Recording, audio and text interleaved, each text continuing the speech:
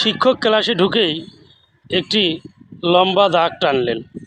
এবার সবাইকে উদ্দেশ্য করে জানতে চাইলেন, আচ্ছা, তোমাদের মধ্যে কে আছে এই দাগটি ছোট করতে পারবে?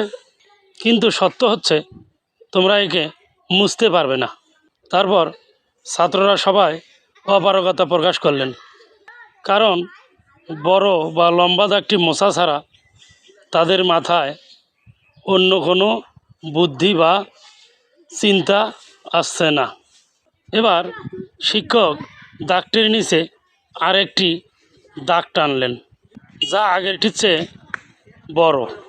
বেশ, আগের দাগটি মোছা ছাড়াই ছোট হয়ে গেল। শিক্ষক বলল, বুঝতে পারছো তোমরা? কাউকে ছোট করতে বা হারাতে চাইলে স্পর্শ না করেও সেটা সম্ভব। নিজেকে বড় করে গড়ে তোলো, তাহলে অন্যের সমালোচনা দুর্নাম করে তাকে ছোট করতে হবে না। তুমি বড় হলে এমনিতেই সে ছোট হয়ে যাবে। Thank you, best of lakh.